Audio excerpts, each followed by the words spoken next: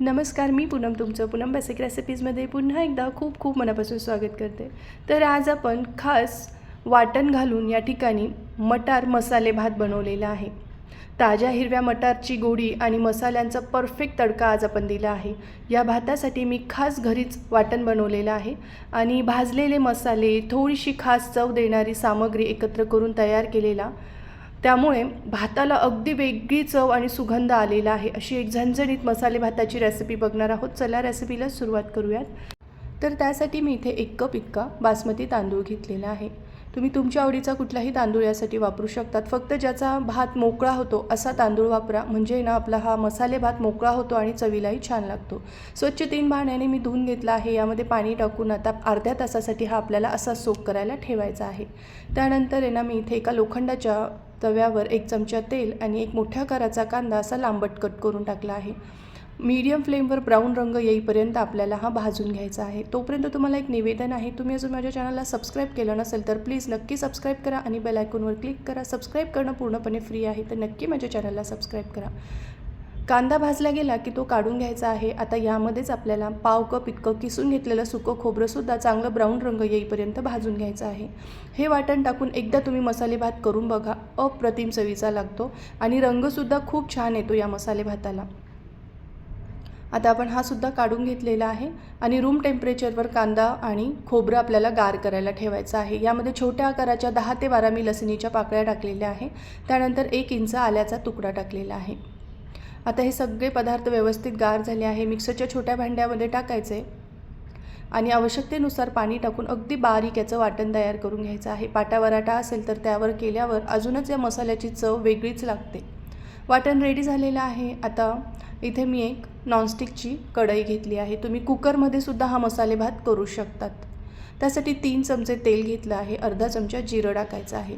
त्याचबरोबर एक मोठ्या आकाराचं तमालपत्र आहे, त्यामुळे मी त्याचं कट करून यामध्ये टाकलं आहे. इथे काही खडे मसाले घेतले आहे. 5-7 काळे मिरे, 2 तुकडे दालचिनीचे, स्टार फूल, 2 हिरवे वेलदोडे, 4-5 लवंगा घेतलेले आहे. याआधीसुद्धा मी अगदी पारंपरिक पद्धतीने महाराष्ट्रीयन स्टाईल मसाले भाताची रेसिपी तुमच्याबरोबर शेअर केली आहे, तर पूनम बेसिक रेसिपीवर जाऊन नक्की सर्च करा.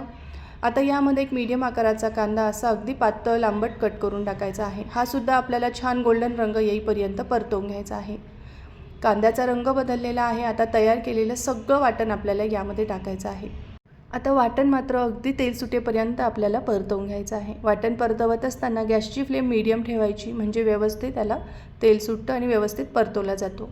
हे बघा, वाटणाला छान तेल सुटलं. यामध्ये अर्धा चमचा हळद, अर्धा चमचा रेग्युलर लाल तिखट टाकायचं आहे आणि 1 चमचा मी घरातला काळा मसाला ॲड केला आहे. याची रेसिपीसुद्धा मी आपल्या चॅनलवर अपलोड केली आहे, तर पूनम बेसिक रेसिपीवर जाऊन तुम्ही नक्की सर्च करा.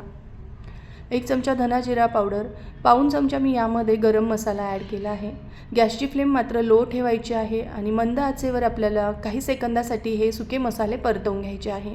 आणि लगेचच यामध्ये मी एक मीडियम आकाराचा बटाटा, कच्चा बटाटा आहे ज्याची साल काढून यामध्ये ॲड केला आहे चौकोनी तुकडे करून. एक मोठी वाटी भरून मी यामध्ये ताजे मटार टाकलेले आहे. हे सुद्धा काही सेकंदासाठी परतवून घ्यायचे आहे. सगळीकडे व्यवस्थित मटारला मसाला लागला की यामध्ये आता आपल्याला सोक करून घेतलेला बासमती तांदूळ टाकायचा आहे. तर मी हा चाळणीमध्ये निथळत ठेवला होता अर्ध्या तासानंतर. काही मिनटासाठी याला चांगलं आधी परतवायचं. सगळीकडे व्यवस्थित त्याला असं मसाल्यांचं कोटिंग झाल्यासारखं दिसलं किंवा तेल सुटल्यासारखं दिसलं की 2 कप याला आपल्याला पाणी घालायचं आहे. 1 कप बासमती तांदळासाठी 2 कप पाणी अगदी पुरेसं होतं. आता हा जुना बासमती तांदूळ असल्यामुळे याला 2 कप मी टाकलेला आहे. चवीनुसार मीठ टाकायचं आहे आणि याला छान एकदा ढवळून घ्यायचं आहे. आता गॅसची फ्लेम हाय करायची. आधी ना याला उकळी आणून घ्यायची आहे. एक उकळी आली की गॅसची फ्लेम लो टू मीडियम करायची आणि झाकण ठेवून आता आपल्याला हा पूर्णपणे वाफवून घ्यायचा आहे. आता मी तुम्हाला इथे दाखवण्यासाठी याचं झाकण उघडलेलं आहे. खरं तर पुढील 7 मिनिटांनी बघा.